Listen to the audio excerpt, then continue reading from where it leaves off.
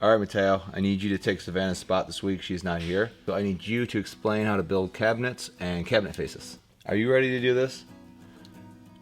Are you going to make an intro this week? You got this, right? Ready? Week 11, here we go. Ride across this country into the starlight. 12,000 miles, turn back, do it again. No destination, it's just a journey. You were my lover and friend. This is episode 11. We button up some loose ends with the kitchen cabinets. We build a very special little box for a freezer that goes in maybe an unexpected place in our layout. And last but not least, one of the biggest projects that we have tackled thus far, the solar panel mounts onto the roof rack. Yeah, I feel the same way. The first project this week was finishing up our kitchen cabinet area. These projects are so big that sometimes there's little loose ends that fall to the side and you don't get to them week after week after week. Yeah. So we tried to finish up some of those things. One of these projects was to build the final drawer underneath the stove. This drawer I have been working around and avoiding for weeks, and that's because it is really weird. The shape is very strange, and I just mentally couldn't tackle it until this week. That's because this drawer goes over top of a wheel well, and we didn't want to lose any space. We wanted to save as much space as possible, so we built this really strange drawer that kind of has like a deeper part and then a higher part. In reality, I think it'll be kind of nice to organize your pots and pans in there because there's a shallower spot for like sauteing pans, and then there's a deeper spot for, big like saucepans. I made a shaker door for the front, put that on, and it looks like a regular drawer. Next up was one of my favorite little finishing touches of the kitchen, and that is the pull-out cutting board. This is so useful in our kitchen. It's a really good use of space. Yeah, it's pretty helpful because you can chop up stuff and still have the counter space that's right above it normally to set things on. So it's pretty useful. We went ahead and did the same thing in this bus. I bought a cutting board that was just slightly larger than the space, cut it down, and built a little gap that's supported both on the top and bottom because when you're sliding the cutting board in and out, it can't get caught on any pieces of wood. So it's one continual slot front to back. I made a nice little front for this cutting board so that it would match the rest of the kitchen cabinet doors and drawers. This front has a little half circle cut out of the bottom of it, and on the back of that circle I used a router to put a little groove into the back because otherwise when you went to grab it there would be nothing to hold on to and it would be really hard to pull it. But now that there's a little notch in the back of the circle, you can put your fingers in there and have something to grab onto to pull the cutting board out. This is a really easy way to create a handle without using any hardware. Yeah, it's nice because I think it would be awkward if there was like a big metal handle right at the counter level coming out. So it's a nice smooth, you almost can't tell it's there until you grab it and slide it out. Next up was solving where to place the freezer in this bus. As with a few things, applying what we built in our bus to the new bus here. A lot of buses going on. We've had to make a few amendments because some of the dimensions are just a few inches shorter, so it wasn't going to fit there. We went back and forth with a lot of placements and designs for this freezer. Every scenario that we came up with where it was back in the house area was just really wildly inconvenient. In our first van, we had a box that we built in between our seats, and it would house one of our amps. Because we are musicians, we were touring and playing. That was a great storage area for our amp. It got it out of the house. It was extra storage space that we almost never thought about, but then could use. So this is a great way to keep it more organized and actually use the space for something important. This box is completely removable. We did not actually secure it to the floor because it is very tight in between the seats. It kind of keeps itself in place. So it is removable. You could take it out if you decided you didn't want it at that time. The actual construction of the box was really, really simple. We just did pocket holes. We made it out of 3/4 inch ply. Anytime that drawer slides are involved, I don't like the play that happens with 1/2 inch plywood, so we went with 3/4. This is a really strong, stable box made out of 3/4 ply. We cut a ventilation hole in the side and put a metal vent into it. The way that this box is positioned, the freezer will actually vent out behind the wall of the shower and not into your feet when you're driving, so it vents out the back. One of the only concerns with placing the freezer there is it's right above the doghouse of the vehicle engine, which can get pretty warm when you're driving. So we made sure to leave a pretty good gap at the bottom of the drawer, and we're going to put just a nice thick piece of insulation in there, and that should hopefully keep most of the heat out so it doesn't make the freezer have to work that much harder when you're doing long drives. It really isn't an issue if you're just driving around town. It's when you're driving for 5-6 hours where, you know, that floor starts to get pretty hot. I also made another shaker style door for the front so that it would match all the cabinets and everything looks cohesive.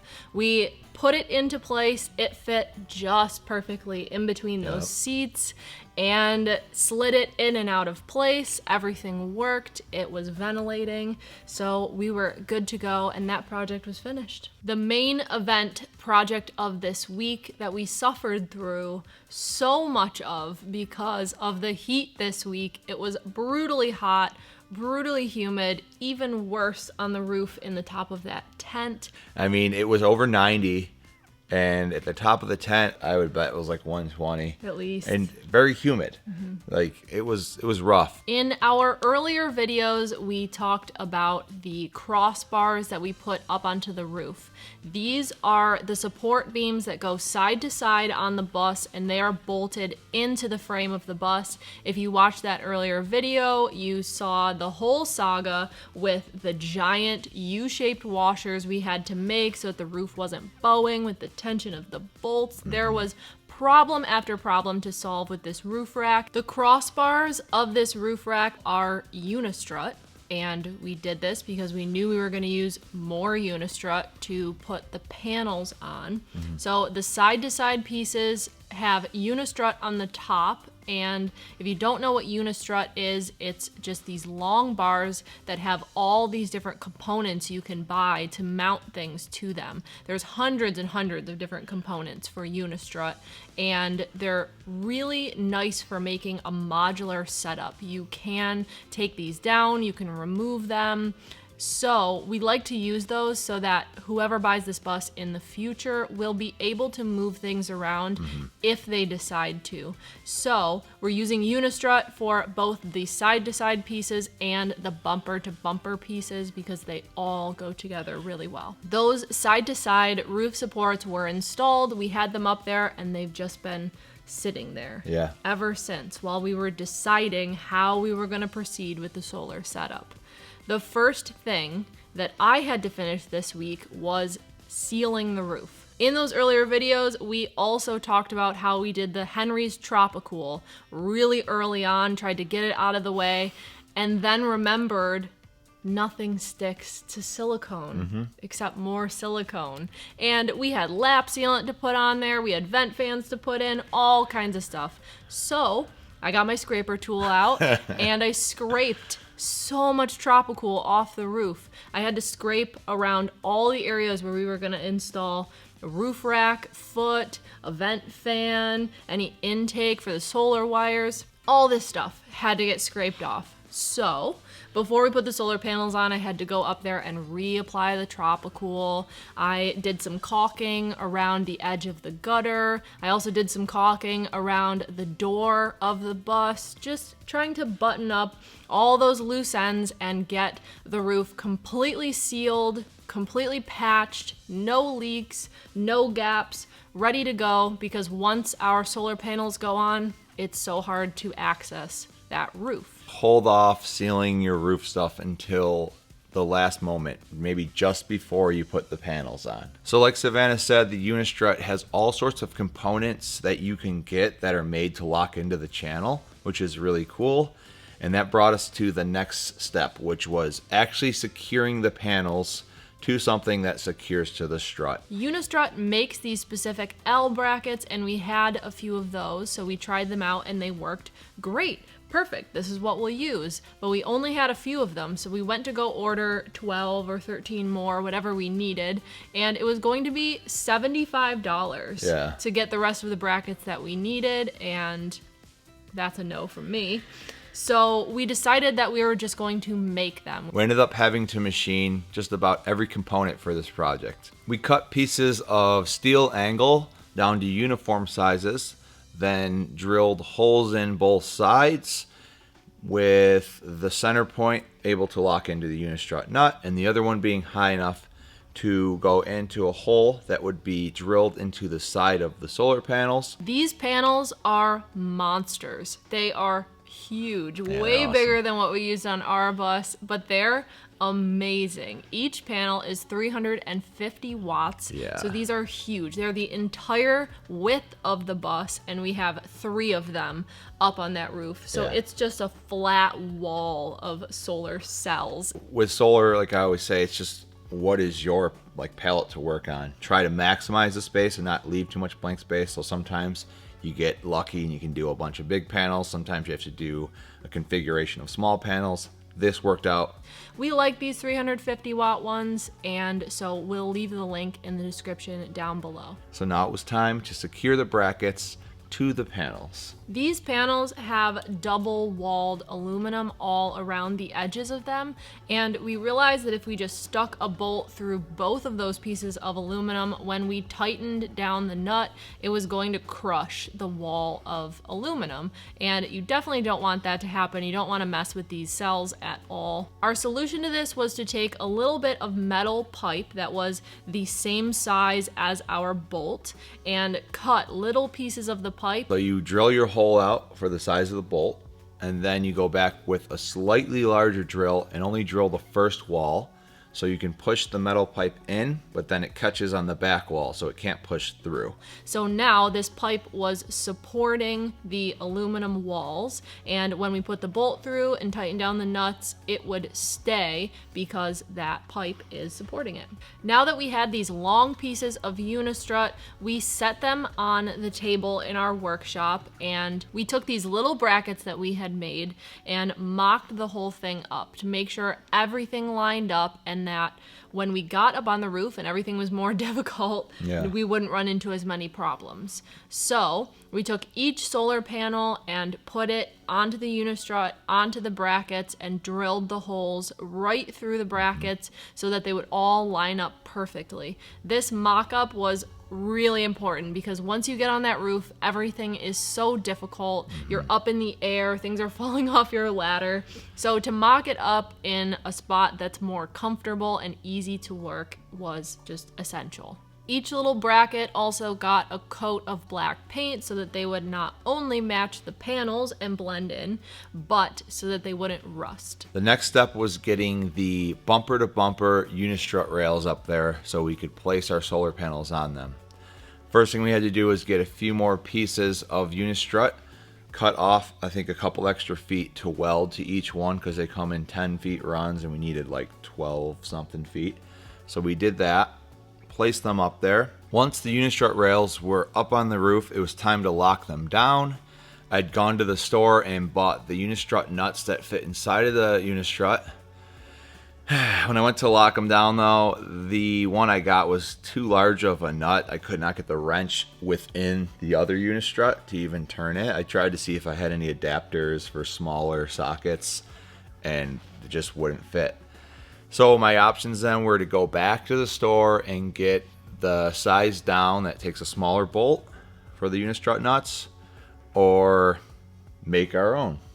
And we had some of the 2 size down ones available. I didn't want to use a nut that small, so what we did is we drilled those out and re-tapped them with the size of the bolt we wanted to use.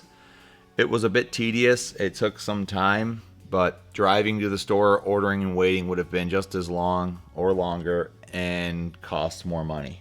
So we used some supplies we had. But now we have all those ready to go, and we're ready to lock in the rails. With all our components prepared and our process figured out, we brought everything up on the roof and started working from one side to the next, measured out about where we wanted the strut to be, locked in that first bolt, then put the first bracket on, locked that in, and then we just built off of that. We lined the panel up, the first hole with that, the next one, and the next one, and locked down that side. And once that looked really straight and uniform, we knew we could work off of that. So this was very tedious to do, to be honest, because you had to kind of do one hole at a time, and you'd have to line it up, lift your panel back up, then get in there with the wrenches to lock the unistrut down, then line it up, get your bracket set, then lift the panel up, lock the bracket in before you then put the bolt through the actual panel. And you had to do like the full side like that. So we had to get all 3 brackets perfect. Back down. Did all that. I know, it's a lot. Then it was time to go to the other side of the bus and kind of rinse and repeat, right? Yes. And it took so much time. Did we mention it was 120 degrees on that roof? Yeah, it was a great spot to be. But it went along pretty smooth. We figured out the process for this first panel, got one side locked in, the other side locked in, and then we just repeated it for the next 2 panels. Like we said, these panels are giant, so handing it up to the other person, we pull it onto the roof, position it. We thought that we were gonna get this done in one day, and as you can see in the footage, it gets dark and then pops back up and it's light. Dark. We just went to bed. We decided to pick it back up the next day. So it was about a day and a half on this install of making all these components and lining everything up correctly. So we went down the line and did 1, 2, the third panel gave us a little bit of trouble. Of course, the last 2 brackets didn't line up correctly. We did reposition the very end of the unistrut. It locked into place. We used Loctite where we couldn't use lock nuts or washers. In all the other spots, we made sure to use lock washers. This is super important because the vibration of the vehicle could loosen some of your bolts. So definitely make sure to use one of those or products or all of them just to Yeah. be safe. This rack is made out of steel. It is bolted together. It is bolted to the frame of the bus. We really wanted to make sure that this rack would be structurally sound because those panels are so big. Yeah, it's super strong. Looks great. Those panels aren't going anywhere. Once the panels were mounted to the roof rack, we backed the bus out of the shop for the first time since we finished the shop space many, many weeks ago. We backed it out into the yard and let those panels do their thing.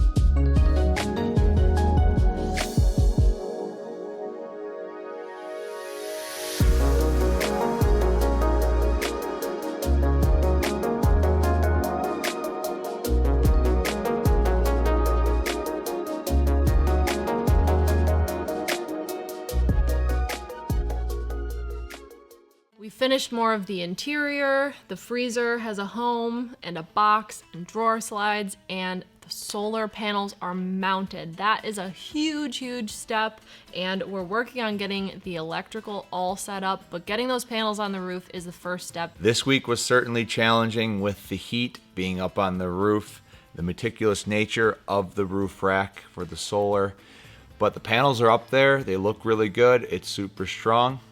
I'm very warm and very thirsty, so I'm gonna go solve those problems. This week was huge progress, and we have more planned for next week. Do all those things you do on the internet, and we will see you next time.